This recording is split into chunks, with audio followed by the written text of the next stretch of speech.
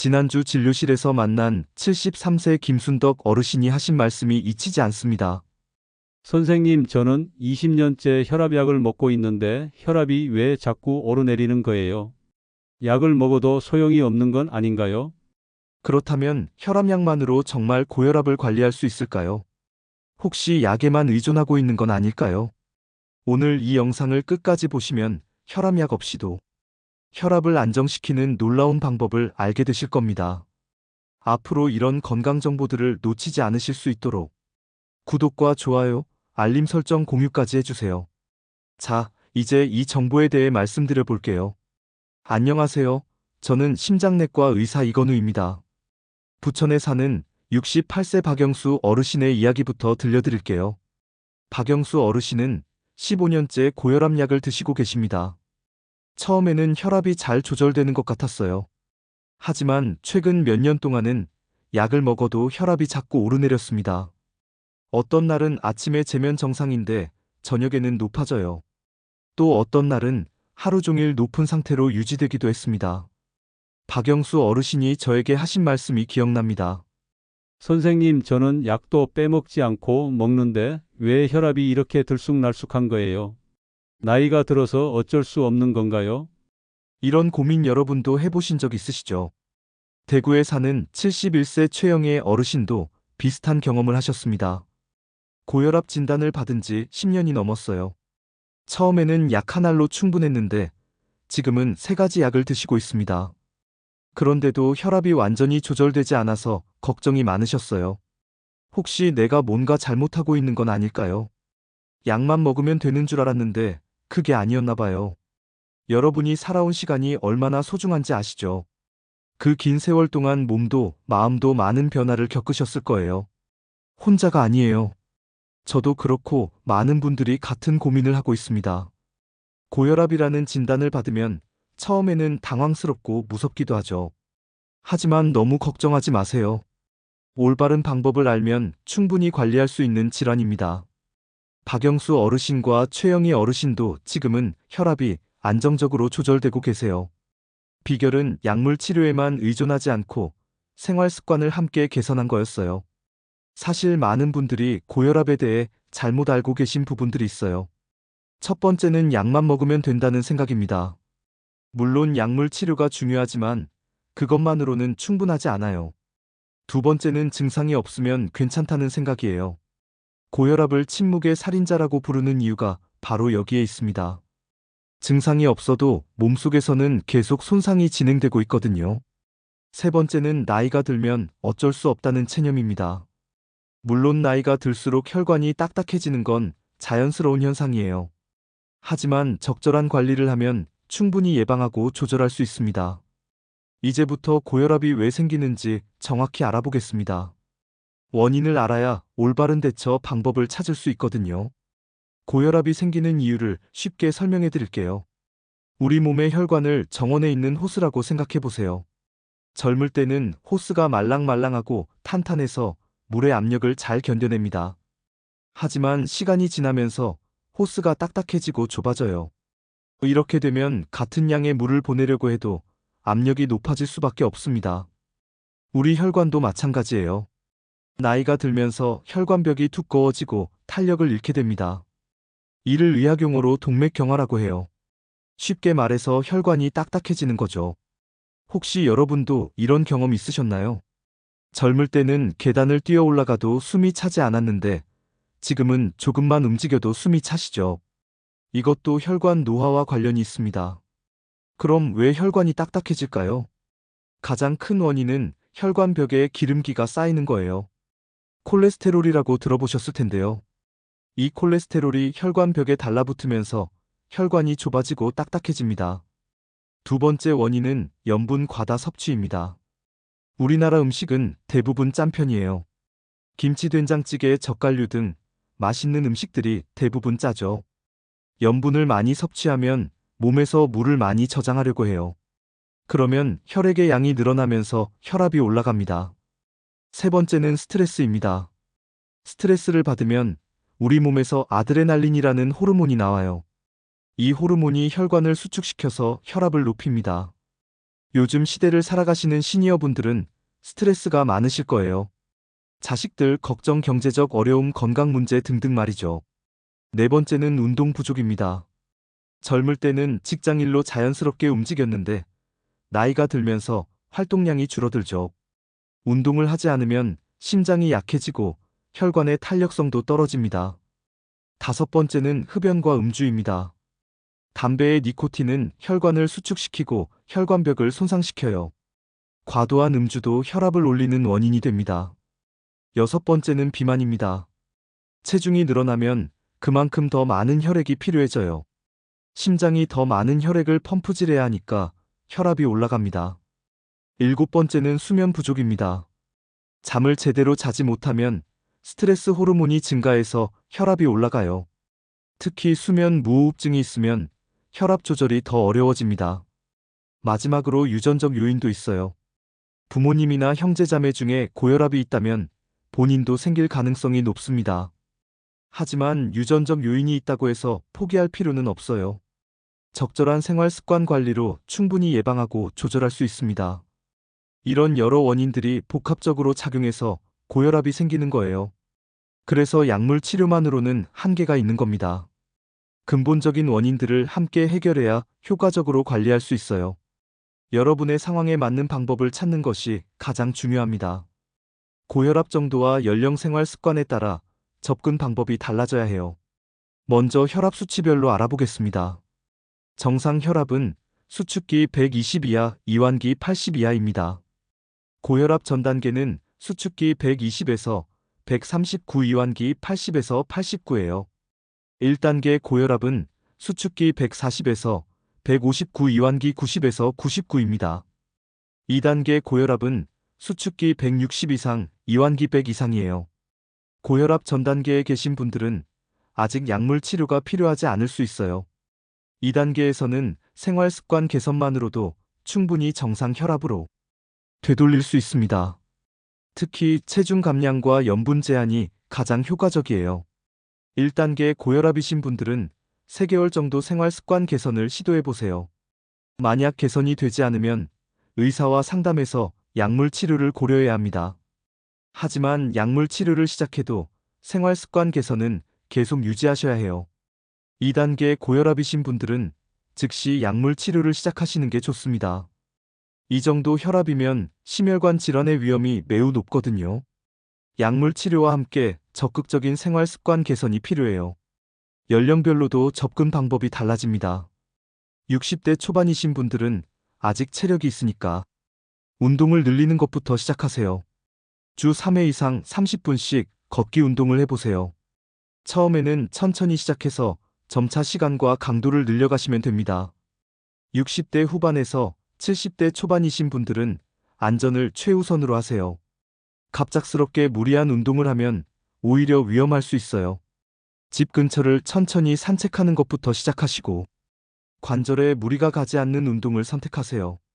70대 후반 이후 분들은 혈압 강화보다는 안정적인 유지에 중점을 두세요. 너무 낮추려고 하면 어지러움이나 낙상의 위험이 있어요.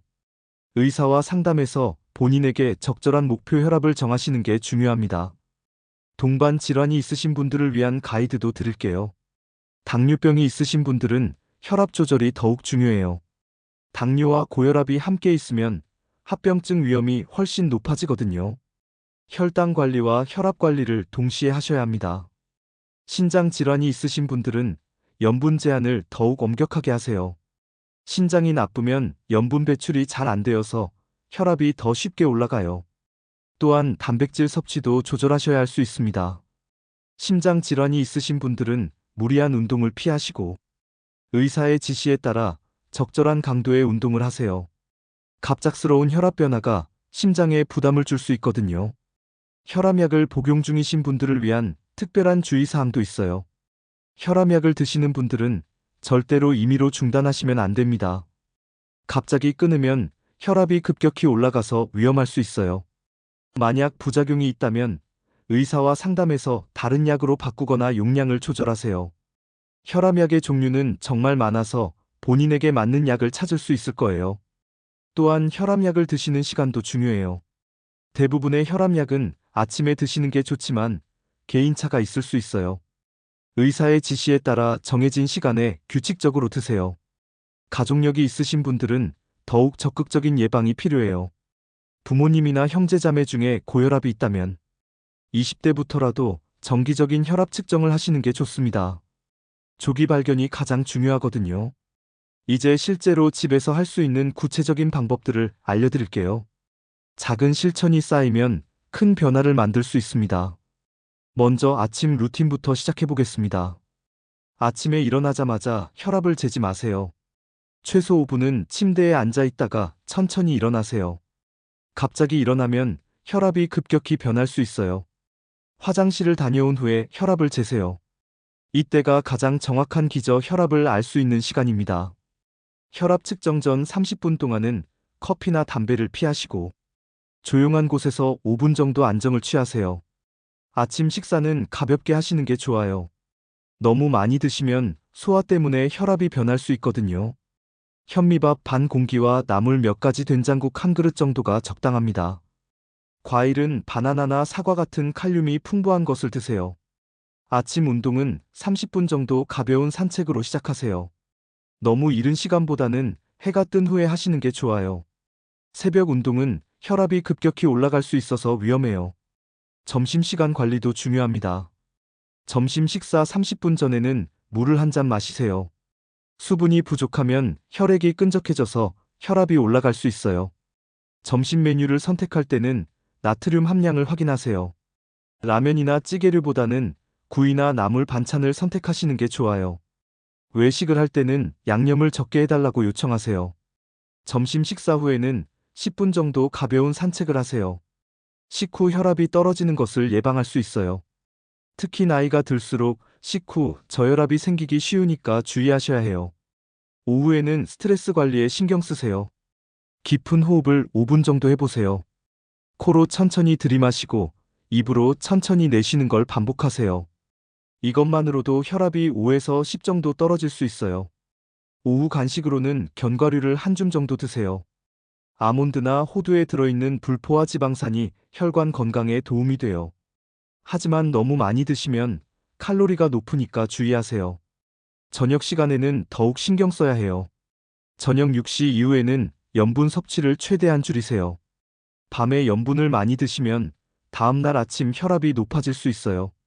저녁 식사는 평소보다 20% 정도 적게 드세요. 너무 많이 드시면 소화 때문에 심장에 부담이 갈 수 있어요. 특히 기름진 음식은 피하시는 게 좋습니다. 저녁 운동은 격렬하지 않게 하세요.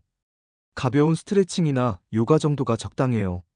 너무 격렬한 운동을 하면 오히려 잠들기 어려워질 수 있거든요. 잠들기 2시간 전에는 따뜻한 물로 목욕을 하세요. 체온이 떨어지면서 자연스럽게 잠이 오고 혈압도 안정됩니다.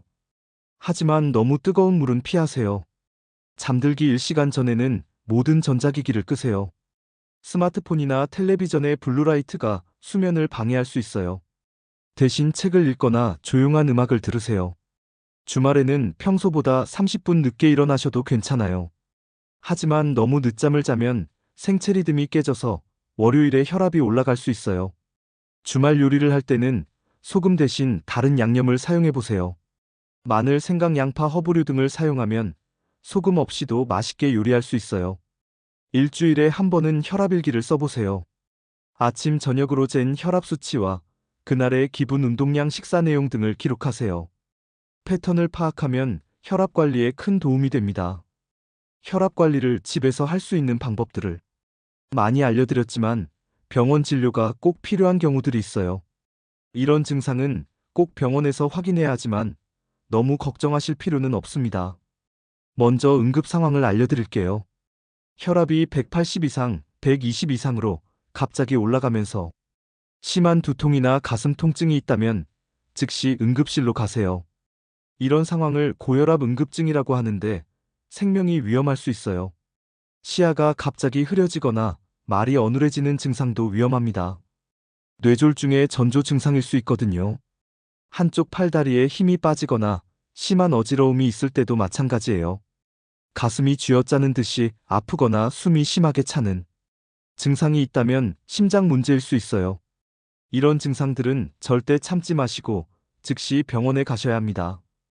이제 정기검진이 필요한 경우들을 말씀드릴게요. 혈압약을 새로 시작하거나 바꾼 후 2주에서 4주 내에는 반드시 병원에 가셔야 해요. 약물의 효과와 부작용을 확인해야 하거든요. 혈압이 계속 불안정하다면 더 자주 병원에 가셔야 합니다. 집에서 재는 혈압과 병원에서 재는 혈압이 많이 다르다면 백의 고혈압이 나가면 고혈압일 수 있어요. 이런 경우에는 24시간 혈압 측정을 해볼 필요가 있어요. 당뇨병이나 신장질환, 심장질환이 있으신 분들은 3개월마다 정기 검진을 받으시는 게 좋아요. 혈압뿐만 아니라 다른 수치들도 함께 확인해야 하거든요. 혈압약을 드시면서 어지러움이나 기침 부종 등의 부작용이 있다면 참지 마세요. 다른 종류의 약으로 바꿀 수 있는 경우가 많아요. 의사와 상담해서 본인에게 맞는 약을 찾는 것이 중요합니다. 혈압 측정 방법이 정확한지 확인하는 것도 중요해요. 집에서 사용하는 혈압계가 정확한지 1년에 한 번은 병원 혈압계와 비교해 보세요. 측정 방법이 틀렸다면 아무리 열심히 재도 소용이 없거든요. 혈압 외에 다른 위험 인자들도 함께 확인해야 해요. 콜레스테롤, 혈당, 신장 기능 등을 정기적으로 검사받으세요. 이런 수치들이 종합적으로 심혈관 질환의 위험도를 결정하거든요. 가족력이 있으시거나 흡연, 당뇨병 등의 위험 인자가 있다면 더 자주 검진을 받으셔야 해요. 조기 발견이 가장 중요하니까요. 병원에 갈 때는 혈압일기를 가져가세요. 집에서 잰 혈압 기록이 진료에 큰 도움이 됩니다. 의사가 혈압 패턴을 파악하고 적절한 치료 방법을 결정하는 데 필요한 정보거든요. 또한 현재 복용 중인 모든 약물 목록을 가져가세요. 혈압약뿐만 아니라 다른 질환으로 드시는 약들도 혈압에 영향을 줄 수 있어요. 건강기능식품이나 한약도 마찬가지예요. 검사 결과에 대해 궁금한 점이 있으면 반드시 질문하세요. 이해하지 못한 상태로 치료를 받으면 제대로 된 관리가 어려워요. 의사에게 쉽게 설명해달라고 요청하시는 것도 좋습니다. 치료 계획에 대해서도 충분히 상담하세요. 목표 혈압 약물 조절 계획, 생활 습관 개선 방향 등을 명확히 알아두세요. 집에서 관리할 때 방향을 잃지 않을 수 있어요. 정기 검진 일정도 미리 정해두세요. 다음 진료 날짜를 정해놓으면 꾸준한 관리가 가능해요.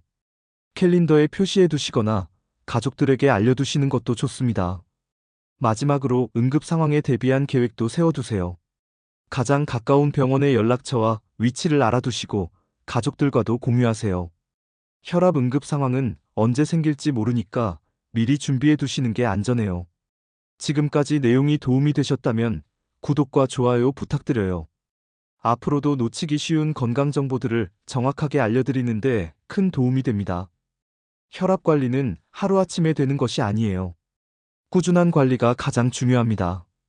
오늘도 건강하고 따뜻한 하루 보내세요. 감사합니다.